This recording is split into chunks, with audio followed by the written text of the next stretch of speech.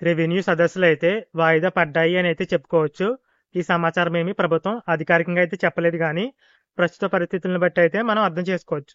ఏంటి, వర్షాలు, వరదల కారణంగా అధికారులందరూ కూడా ఎక్కడైతే ఈ వరదల్లో చిక్కుకున్న ప్రజలున్నారో వారికి సహాయం చేయడం కోసం అక్కడ రెస్క్యూలో అయితే ఉన్నారు కాబట్టి, ఈ టైంలో ఈ రెవెన్యూ సదస్సులైతే కండక్ట్ చేయడం కష్టం.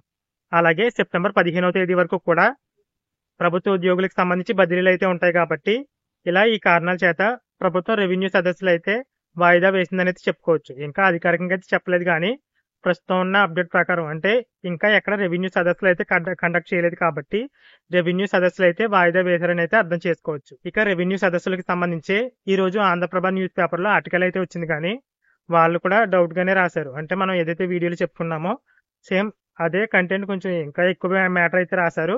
సేమ్ వాళ్ళు కూడా అదే డౌట్ గా అయితే రాశారు. వాళ్ళు కూడా ఇంకా కొత్త డేట్ అయితే ప్రభుత్వం అనౌన్స్ చేసినట్లుగా అయితే ఎక్కడ కూడా మెన్షన్ చేయలేదు. కానీ కడప జిల్లాకు సంబంధించి మాత్రం అక్కడ కలెక్టర్ వచ్చేసి ఈ రెవెన్యూ సదస్సులకు సంబంధించి కొంత ఇన్ఫర్మేషన్ అయితే చెప్పారు. ఆ విషయాలు చూసినట్లయితే రెవెన్యూ సదస్సులు అనేవి షెడ్యూల్ ప్రకారం ప్రభుత్వం ఎప్పుడైతే కండక్ట్ చేసిందో ఆ గ్రామాల్లో మాత్రం ఉదయం 9 గంటలకే రెవెన్యూ సదస్సులు అయితే ప్రారంభిస్తారని అయితే చెప్పారు కానీ, ఏ రోజు నుంచి ఈ రెవెన్యూ సదస్సులు జరుగుతాయని అయితే చెప్పలేదు. ప్రస్తుతానికి అయితే ఉన్న అప్డేట్ అయితే ఇది. ఇక ఈ రెవెన్యూ సదస్సులు వాయిదా కారణంగా అసైన్ ల్యాండ్ రిజిస్ట్రేషన్లు అయితే వాయిదా పడతాయని చెప్పుకోవచ్చు. అంటే ఎన్ని రోజులు ఈ రెవెన్యూ సదస్సులు ముందుకి వాయిదా పడుతూ ఉంటుందో అన్ని రోజులు ఈ అసైన్ ల్యాండ్ రిజిస్ట్రేషన్లు అయితే వాయిదా పడుతూ ఉంటాయి. అంటే అన్ని రోజులు కూడా ఈ అసైన్ ల్యాండ్ రిజిస్ట్రేషన్ కానివ్వండి, ఫ్రీ హోల్డ్ ప్రాసెస్ కానివ్వండి, ఇదంతా కూడా లేట్ అవుతుంది.